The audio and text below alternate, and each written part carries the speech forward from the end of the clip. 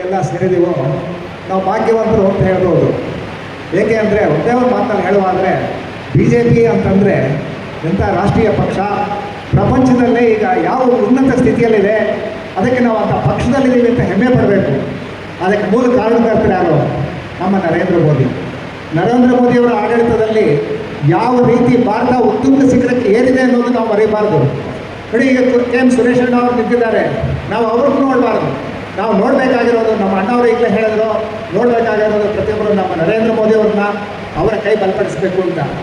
ನೋಡಿ, ನಿಮಗೆಲ್ಲ ಗೊತ್ತಿಲ್ಲದೇ ಇರ್ಬೋದು, ನಾನು 1958ರಲ್ಲಿ ಹುಟ್ಟಿರೋದು, ಸುಮಾರು 69 ವರ್ಷ ನನ್ನ ವಯಸ್ಸು. ಅದೇ 1964, 70, 75 ಒಂದು ಲೀಟರ್ ಸೀಮೆ ಎಣ್ಣೆಗೆ ಎಷ್ಟುದ್ದ ಕ್ಯೂ ನಿಲ್ಲಬೇಕಾಗಿತ್ತು ಅನ್ನೋದಕ್ಕೆಲ್ಲ ನಿಮಗೆಲ್ಲ ಹಿರಿಯ ವಯಸ್ಸಿನವ್ರು ಗೊತ್ತಾಗಿರುತ್ತೆ ಅಂತ ಕಾಣುತ್ತೆ. ಮತ್ತು ಗ್ಯಾಸ್ಗೆ ಎಷ್ಟು ಉದ್ದ ಇತ್ತು ಅಂತ ಕೂಡ ಗೊತ್ತಾಗುತ್ತೆ.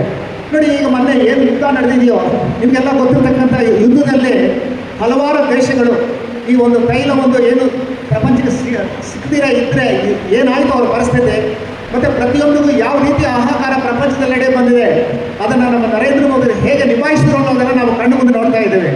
ನಾನು ಹೇಗೆ ಈ ವಿಷಯ ಹೇಳ್ತಾ ಇದ್ದೀನಿ ಅಂದರೆ, ಈಗ ಮೊದಲನೇ ಬಾರಿಗೆ ನಮಗೆ BJP ನಾವು ಇದ್ದರೆ ನಮಗೆ ಸಮಾಜದಲ್ಲಿ ಎಷ್ಟು ಗೌರವ ಉಂಟು ಅನ್ನೋದು ನೀವು ತಿಳ್ಕೋಬೇಕು.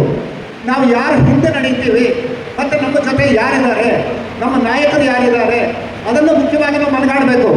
ನಮ್ಮ ಮುಖ್ಯವಾದ ಪ್ರಾಪಂಚಿಕ ಒಂದು ಏನು ಪ್ರಪಂಚದ ಉನ್ನತ ಮಟ್ಟದಲ್ಲಿ ಬೆಳೆದಿರ್ತಕ್ಕಂಥ ವ್ಯಕ್ತಿ ನರೇಂದ್ರ ಮೋದಿ, ಅವರ ಹಿಂದುಗಡೆ ನಮ್ಮ ಭಾರತೀಯ BJP ಮತ್ತು ಪಕ್ಷದ ಕಾರ್ಯಕರ್ತರು ನೀವೆಲ್ಲ ಇದ್ದೀರಿ. ನೋಡಿ, ಈ ಒಂದು ಸಂದರ್ಭದಲ್ಲಿ ನಿಮ್ಗೆ ಹೇಳೋದಕ್ಕೆ ಒಂದು ಇಚ್ಛೆ ಪಡ್ತೇನೆ, ನಾವು ಪ್ರತಿಯೊಬ್ಬರು ಒಂದೊಂದು ನಮ್ಮ ಮತ ಹಾಕಿದ್ರೆ ಸಾಲದು.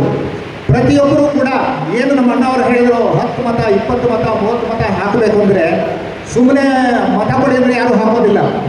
ನಾವು ಏನು ಮಾಡಬೇಕು, ನಮ್ಮ ಪಕ್ಷದ ಕಾರ್ಯಕ್ರಮ ಮತ್ತು ಪಕ್ಷ ಯಾವ ರೀತಿ ನಮ್ಮ ದೇಶದಿಂದ ನಮ್ಮನ್ನು ಕಾಪಾಡ್ತಾ ಇದೆ, ಆ ಒಂದು ಯಾವ ರೀತಿ ಕಾರ್ಯಕ್ರಮಗಳು ಜನಗಳಿಗೆ ಮುಟ್ತಾ ಇದೆ, ಆ ಒಂದು ಸಂಪತ್ತನ್ನು ನಾವು ಹೆಚ್ಚಿನ ಸಮೃದ್ಧಿಯಾಗಿ ಸಂಪತ್ಭರಿತವಾಗಿ ನಾವು ಬೆಳೀತಾ ಇದ್ದೀವಿ.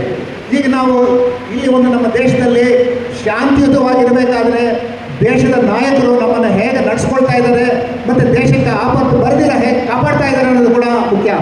ಒಂದೇ ಒಂದು ವಿಷಯ ನಿಮಗೆ ಹೇಳೋಕ್ಕೆ ಇಷ್ಟಪಡ್ತೇನೆ. ಪೆಹಲ್ಗಾಮಲ್ಲಿ ಏನಾಯಿತು, ತಕ್ಷಣ ನಮ್ಮ ಮೋದಿಯವರು ಸ್ಪಂದಿಸಿ ಅವ್ರಿಗೆ ಏನು ಬೇಕೋ ಶಿಕ್ಷೆ ಕೊಡಿಸೋದ್ರಲ್ಲಿ ತತ್ಪರರಾದರು.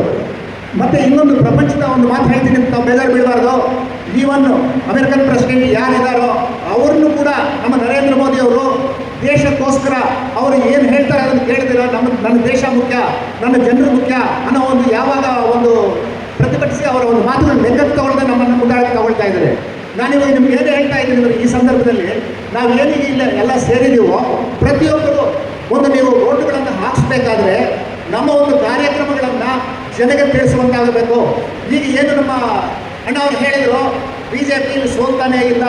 ಕಾರಣ ಏನು ಹೇಳಿಕೊಟ್ಟೆ, ವಿದ್ಯಾವಂತರು, ಪದವೀಧರರು ಸರಿಯಾಗಿ ಯೋಚನೆ ಮಾಡ್ತಾರೆ.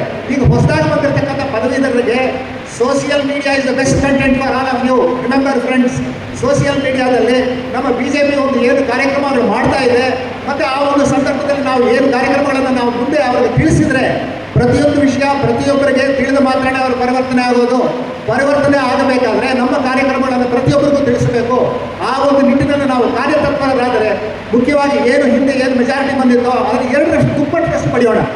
ನಾವು ಹೇಗೆ ನಾನು ಇದು ಬಹಳ ಸಲೀಸು ಅಂತ ಹೇಳ್ತಾ ಇದ್ದೀನಿ ಅಂದರೆ, ನೀವು ನಡೀತಾ ಇರೋ ದಾರಿ, ನಮಗಿರ್ತಕ್ಕಂಥ ಮುಖಂಡರ ದಾರಿ ತುಂಬ ಚೆನ್ನಾಗಿದೆ. ಅವ್ರ ಜೊತೆಯಲ್ಲಿರೋಣ, ಅವ್ರ ಜೊತೆಯಲ್ಲಿದ್ದರೆ ನಮ್ಗೆ ಗೌರವ. ಒಂದು ಹೇಗೆ ನಮಗೆ ಗೌರವ ಬೇರೆ ಕಡೆ ಇರೋದಿಲ್ಲ ಅಂದರೆ ಅವ್ರು ಏನು ಕೆಟ್ಟ ಕೆಲಸಗಳು ಮಾಡ್ತಾರೋ ಮತ್ತು ಯಾವ ರೀತಿ ಅವ್ರು ನಡ್ಕೊಳ್ತಾ ಇದ್ದಾರೋ ಪ್ರಪಂಚಕ್ಕೆ ಗೊತ್ತಾಯಿದೆ. ಇವಾಗ ಏನು ಕಾಂಗ್ರೆಸ್ ಪರಿಸ್ಥಿತಿ ನಮ್ಮ ದೇಶದಲ್ಲಿ ಯಾವ ಮಟ್ಟಕ್ಕೆ ಅಧೋಗತಿ ಇಳಿದಿದೆ ಅನ್ನೋದು ಕೂಡ ಗೊತ್ತು. BJP ಹೇಗೆ ಬೆಳೀತಾ ಇದೆ ಅನ್ನೋದು ಕೂಡ ಗೊತ್ತು. ಆ ಒಂದು ನಿಟ್ಟಿನಲ್ಲಿ ದಯವಿಟ್ಟು ಇಲ್ಲಿ ಸೇರಿರ್ತಕ್ಕಂಥ ನೀವು ಮತ ಹಾಕಿ, ನೀವು ಒಬ್ಬರೇ ಹಾಕಿದ್ದೀರಾ, ಪ್ರತಿಯೊಬ್ಬರೂ ಕೂಡ ಏನು ಒಂದು ಕಾರ್ಯಕ್ರಮಕ್ಕೆ ನೀವು ಸೇರಿದಿರೋ ಪ್ರತಿಯೊಬ್ಬರಿಗೂ ಕೂಡ ನಾವು BJPಗಿದ್ದರೆ ಏನು ಪ್ರಯೋಜನ ಆಗುತ್ತೆ ಮತ್ತು ನಾವು ಯಾವ ಸಂತೋಷವಾಗಿರ್ತೇವೆ, ದೇಶದಲ್ಲಿ ಸಂಪನ್ಮೂಲ ಕೊರತೆ ಯಾವುದೂ ಇರೋದಿಲ್ಲ. ಆ ಒಂದು ನಿಟ್ಟಿನಲ್ಲಿ ಎಲ್ರಿಗೂ ತಿಳಿಸಿ ನಾವು ಪ್ರತಿಯೊಬ್ಬರ ಒಂದು ಅವರ ಮನಸ್ಸನ್ನು ಪರಿವರ್ತನೆ ಮಾಡಿಸಿ ಅವರ ಒಂದು ಮತಗಳನ್ನು ಕೂಡ ನಾವು ಪಡೆಯಬೇಕು ಅನ್ನೋದು ನಮ್ಮ ಜವಾಬ್ದಾರಿ. ದಯವಿಟ್ಟು ನಾವು ಮರೆಯಬಾರ್ದು.